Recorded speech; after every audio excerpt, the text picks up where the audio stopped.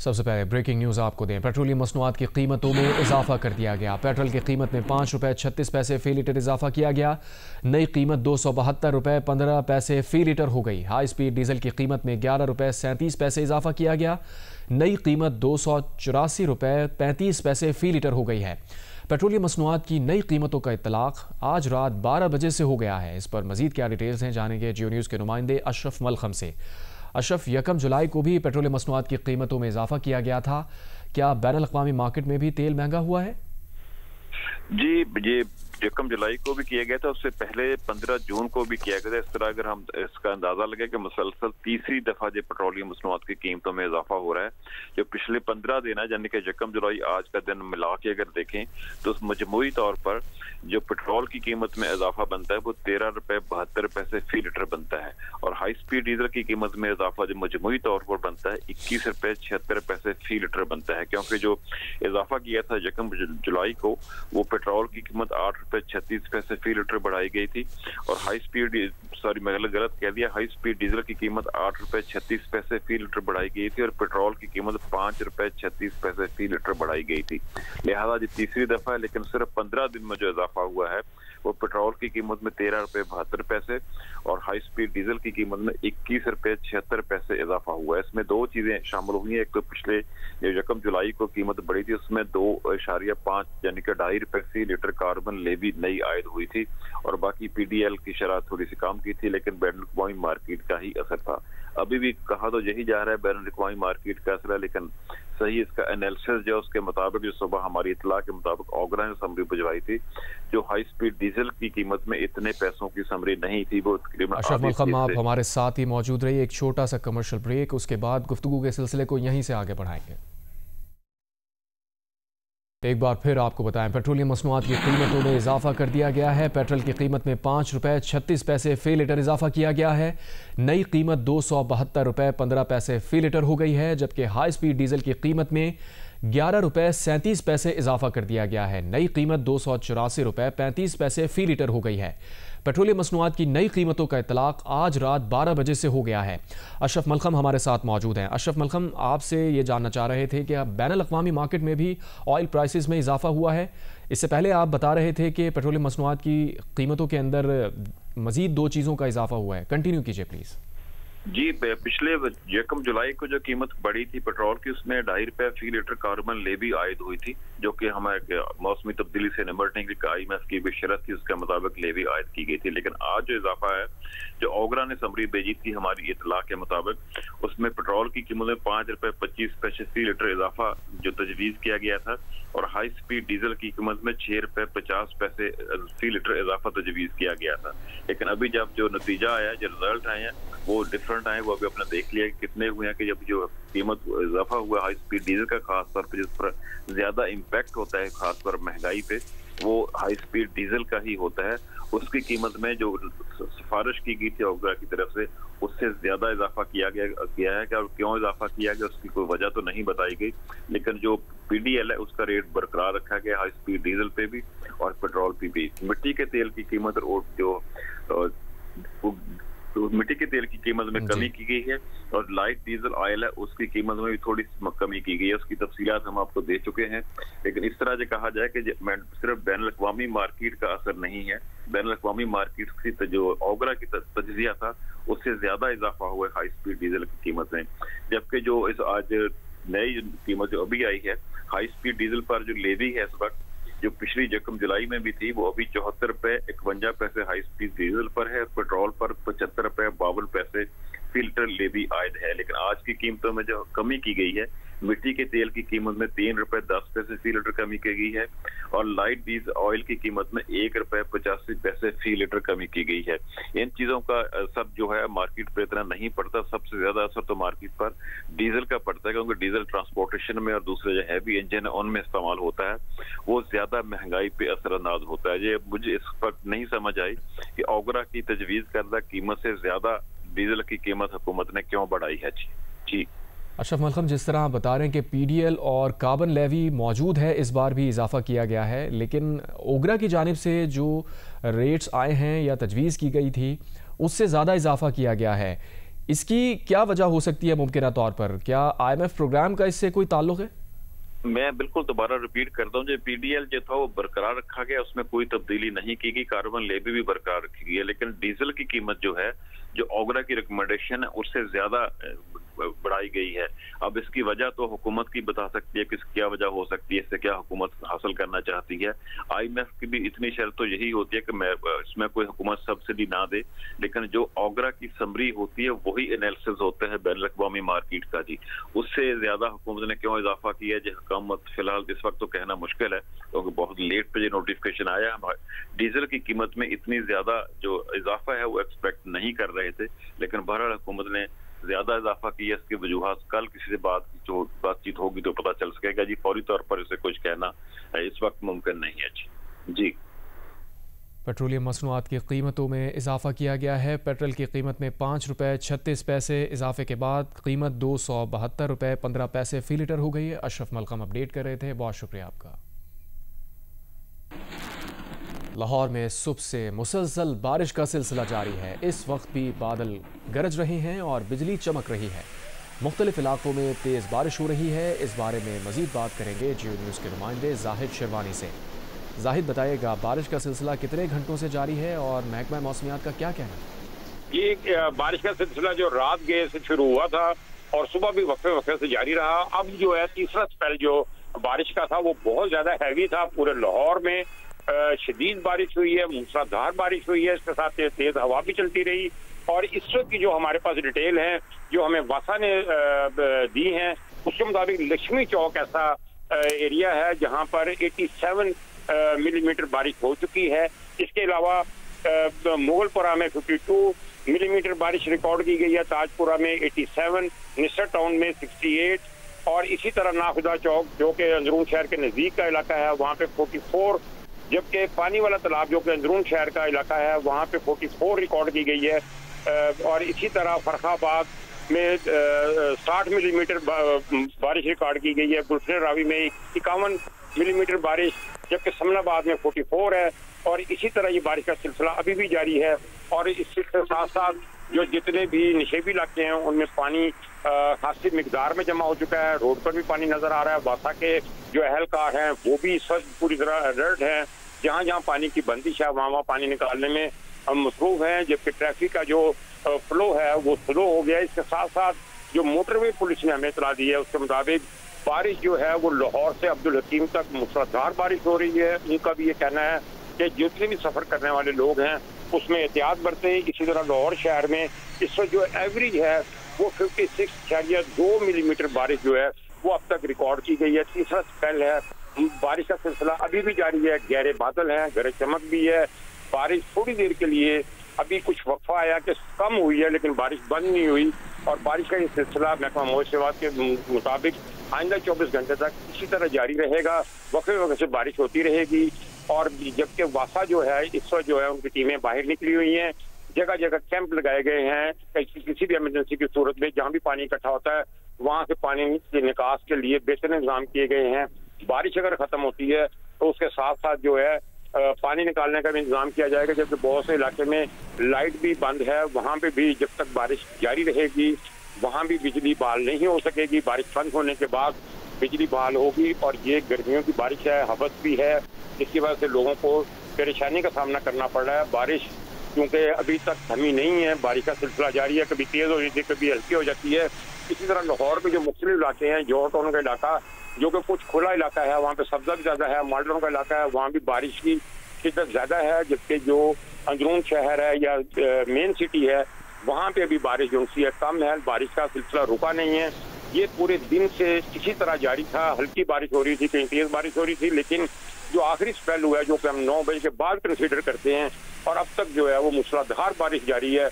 और अभी यहाँ पर जहाँ पे मेन जो सिटी है वहाँ पे थोड़ी सी कम हुई है, लेकिन बारिश जारी है। लेकिन मुख्तलिफ इलाकों में बारिश अभी भी मूसलाधार हो रही है।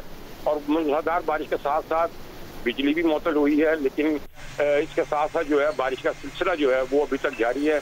और ये इसमें जो रोड हैं उन पर पानी इकट्ठा हुआ है, जो निचेबी इलाके हैं उनमें पानी जमा हो गया है। और ये सिलसिला जो है महकमा मौसमियात के मुताबिक कि ये कल तक इसी तरह जारी रहेगा जी।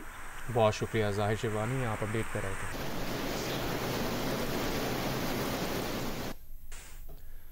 पंजाब और बलूचिस्तान में बारिशों से नदी नालों में तुग़यानी आ गई। डेरा बुगटी, कोहलू, जोब, शिरानी, लोरालाई, मूसा खेल, मीख्तर, रखनी, ज़ियारत, किला सैफुल्ला में वक्फे से मूसलाधार बारिश से सैलाबी सूरत हाल है। कोहे सुलेमान के पहाड़ी इलाकों में बारिश से बरसाती नाले छाछड़ से 15,174 क्यूसिक सैलाबी रैला गुजर रहा है। जंग, सरगोदा, फैसलाबाद, बहावलनगर, विहाड़ी, जहलम, भीरा और मियाँ चन्नू में भी वक्फे से बारिश हो रही है। फैसलाबाद में मकान की छत गिरने से खातून जाँ बहक, 2 बच्चों समेत 6 अफराद जख्मी हो गए।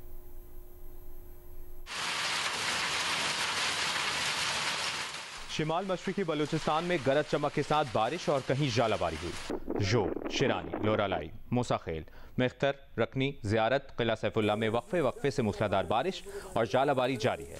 किला सैफुल्ला, जोब, ज़ियारत, लोरालाई के बालाई इलाकों में जालाबारी और रेले के बाइस बड़े पैमाने पर फसलें मुतासर हुई हैं। कोहे सुलेमान के पहाड़ी इलाकों में बारिश से नाला कहाँ सुल्तान से 1,671 क्यूसिक सैलाबी रैला गुजर रहा है। दरियाए सिंध के रास्तों में गैर कानूनी आबाद दर्जनों बस्तियाँ सैलाबी पानी में डूब गई हैं। जंग, सरगोदा, विहाड़ी, मियाँ चन्नू, जहलुम, चिन्योट, बहावलनगर और भेरा में वक्फे से बारिश जारी है। फैसलाबाद के इलाके जड़ावाला में बारिश के बाइस मकान की छत गिर गई। खातून जाँ बहक, 2 बच्चों समेत 6 अफराद जख्मी हो गए, जिनको अस्पताल मुंतकिल किया गया। हैदराबाद में पीर की बारिश के बाद कई इलाकों में पानी अब भी मौजूद है। कई इलाकों से बरसाती पानी की मुकम्मल निकासी नहीं हो सकी। मेयर हैदराबाद ने दावा किया है कि शहर के 90% इलाकों से पानी निकाल दिया गया है। रिपोर्ट कर रहे हैं नुमाइंदा जियो न्यूज़ हामिद शेख। हैदराबाद में गुज़िश्ता शाम होने वाली मूसलाधार बारिश को 24 घंटे गुजर चुके हैं, मगर कई मुकामात अब भी ज़ेरे आब हैं। रेलवे कॉलोनी, रेलवे स्टेशन, फतेह चौक, मक्की Shah road, commissioner office, DIG और डिप्टी कमिश्नर दफातर, ज़िला सेक्रेटेरिएट और न्यू क्लॉथ मार्केट समेत मुतादिद इलाके खड़े पानी के बाइस शहरियों और मुसाफिरों के लिए इम्तिहान बने हुए हैं। बारिश हुई है, ना कोई बल्दिया आला है, ना कोई पानी निकालने आला है। हमारे को आने जाने में तंगी हो रही है। कारोबार यहाँ है, हमारा मजदूरी यहाँ है। बहुत परेशानी बहुत परेशानी। अब बाड़ी मारी हम जेब भरा नहीं रहा है। उधर मेयर हैदराबाद काशिफ शूरो का कहना है कि शहर से 90% पानी निकाला जा चुका है। अल्हम्दुलिल्लाह वाटर कारपोरेशन के सारा जो अमला था और म्यूनिसिपल के जितने भी बल्दियाती नुमाइंदे थे सब मिल के काम कर रहे हैं। उसमें 90% हमारा पानी निकल चुका है। बाकी कुछ एरिया ऐसे हैं जहाँ की जो मेन लाइन से जो डिस्टर्ब है, वो जैसे ही आगे पानी निकल रहा है तो वो भी एरिया खाली हो रहे हैं। हैदराबाद में बरसाती हो या सीवरेज का पानी, निकासी का इन्हिसार पंपिंग स्टेशनों पर है। मुस्तकिल और मौसर ड्रेनेज सिस्टम न होने के बायस हर बारिश शहरियों के लिए दोहरी अजियत ले आती है। अली नईम, काजी शकील और अफजल खान के साथ हामिद शेख, जियो न्यूज़, हैदराबाद। वफाकी दारुल हुकूमत इस्लामाबाद की खूबसूरती को बढ़ाने के लिए पब्लिक प्राइवेट पार्टनरशिप के तहत ईरान एवेन्यू पर नस्ब मॉडल तनकीद के बाद हटा दिया गया। वफाकी तरक्याती इदारे CDA का कहना है कि निजी हाउसिंग सोसाइटी ने मॉडल खुद हटाया है। आगे बढ़ते हैं। एहतजाजी तहरीक चलाने पर तहरीक इंसाफ कन्फ्यूजन का शिकार हो गई। 5 अगस्त की बात हतमी है या 90 दिन की तहरीक चलाने के दावे सही हैं? पार्टी रहनुमाओं के मुतजाद बयानात सामने आ गए। तहरीक इंसाफ के सीनियर रहनुमा बैरिस्टर अली जफर ने भी तस्लीम कर लिया कि पार्टी में कन्फ्यूजन है। कहा बानी PTI का पैगाम कुछ और था, पार्लिमानी कमेटी में कुछ और बातें सामने आई। बानी PTI से बराह रास्त राबते नहीं हो रहे, जिसकी वजह से सारा कन्फ्यूजन है। बानी PTI की बहन अलीमा खान ने 90 दिन की बात पार्लियामेंटेरियंस की सियासत से जोड़ दी, लेकिन पार्टी सेक्रेटरी जनरल सलमान अकरम राजा ने 2 टोक अंदाज में अली अमीन गंडापुर का 90 दिन तहरीक चलाने का बयान मुस्तरद कर दिया। कहा तारीख सिर्फ बानी PTI की चलेगी, 90 रोज़ या किसी नई तारीख की कोई हैसियत नहीं।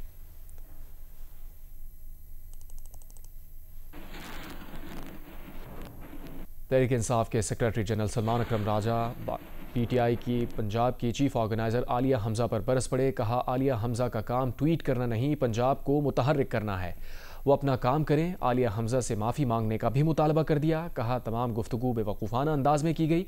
एक अच्छे इवेंट को बेवकूफ़ी से मुतनाज़ बनाया गया, जिसे बर्दाश्त नहीं किया जाएगा। और सिर्फ 3 लोग मौजूद थे अली अमीन साहब के साथ, मैं, अहमद बच्चर साहब और लतीफ़ खोसा साहब। अगर कोई चौथा आना चाहता तो आ सकता था, ना दावत की जरूरत थी, ना किसी को रोकना था हमने। इसलिए तमाम बयानियां बेवकूफाना गैर जरूरी है। जो मैं बात कर रहा हूँ वो ठीक कर रहा हूँ। अगर किसी में हिम्मत है, मजाल है इस बात को रद्द करने की, तो मैं देख लूंगा। तमाम गुफ्तगू बेवकूफाना की गई है और अगर इसके बाद कोई बात हुई तो हम तादीबी कार्रवाई करेंगे। एक अच्छे इवेंट को बेवकूफाना वजह से मुतनाज़ बनाया गया, ये हम बर्दाश्त नहीं करेंगे। क्यों ट्वीट की किसी ने? फिर क्या वजह थी एक प्रेस कॉन्फ्रेंस के बाद ट्वीट करने की?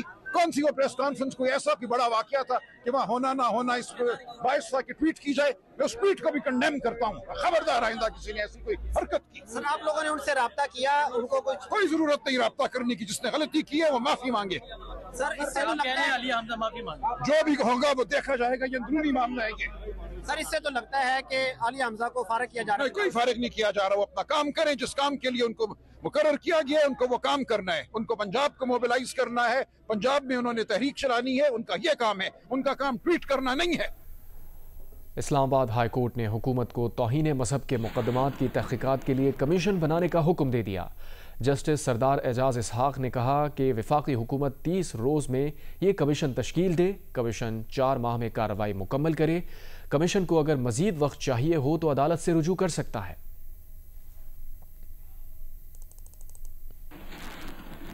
Army chief field marshal Asim Munir से इंडोनेशिया के वज़ीर दिफा की क़यादत आला सतह के वफ़द ने मुलाकात की।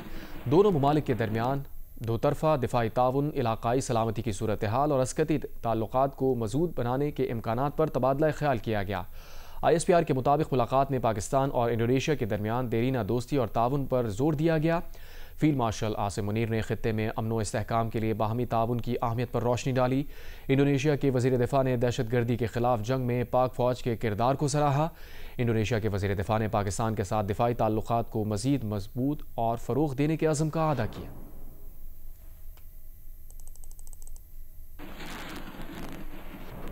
चीन की पीपल्स लिबरेशन आर्मी के यौम तासीस की तकरीब में chairman joint chiefs of staff committee general Sahir Shamshad Mirza बतौर मेहमान खुसूसी शरीक हुए।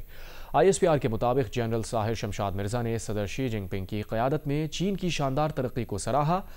पाक चीन पायदार ताल्लुक़ को मज़ीद मुस्तहकम करने के मुश्तरका अज़म का अदा किया। पाकिस्तान में चीनी शहरियों की सिक्योरिटी के लिए गैर मुतज़लज़ल अज़म को दोहराया। CPEC में ताउन, दिफाई ताल्लुकात को मज़ीद फ़रोग़ देने के अज़म का भी अदा किया।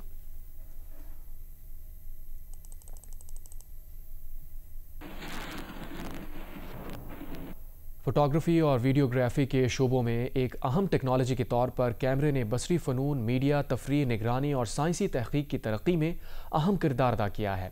कैमरा किन किन शोबों में क्या अहमियत रखता है, जानते हैं अशरफ ननकानवी की इस रिपोर्ट में।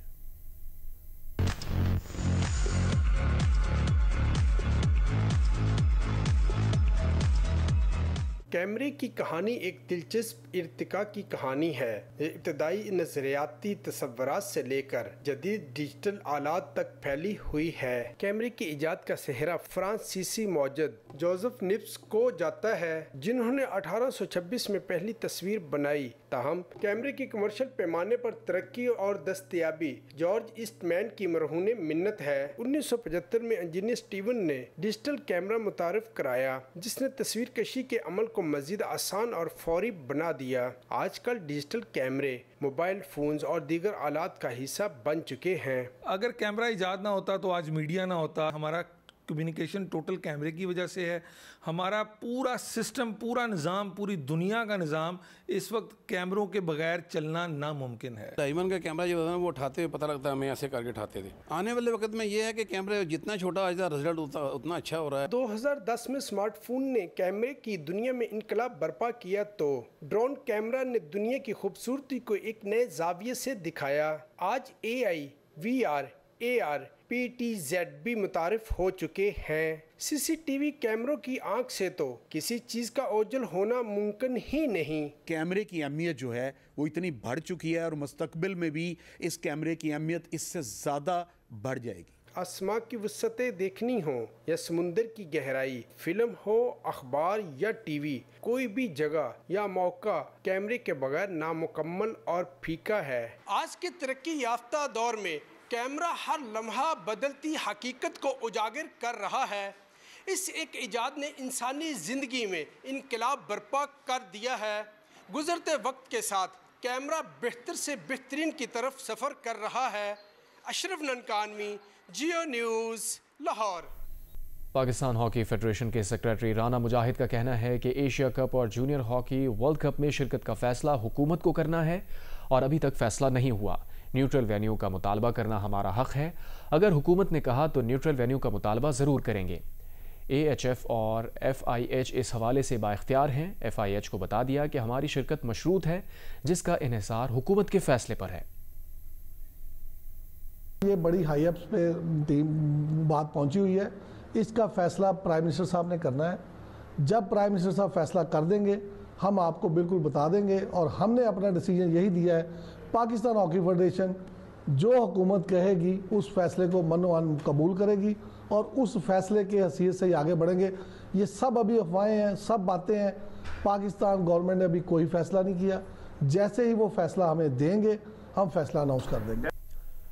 अरशद नदीम का इंग्लैंड में इंजरी का इलाज शुरू हो गया। कैम्ब्रिज में डॉक्टर अली बाजवा ने अरशद नदीम का चेकअप किया। डॉक्टर अली बाजवा का कहना है कि अरशद की इंजरी की ट्रीटमेंट के हवाले से यहाँ आए हैं। वो सर्जरी के बाद अपना रीहैब मुकम्मल करेंगे। दुआ करें अरशद नदीम का इलाज अच्छा हो और वो दोबारा मुकाबलों में हिस्सा लें।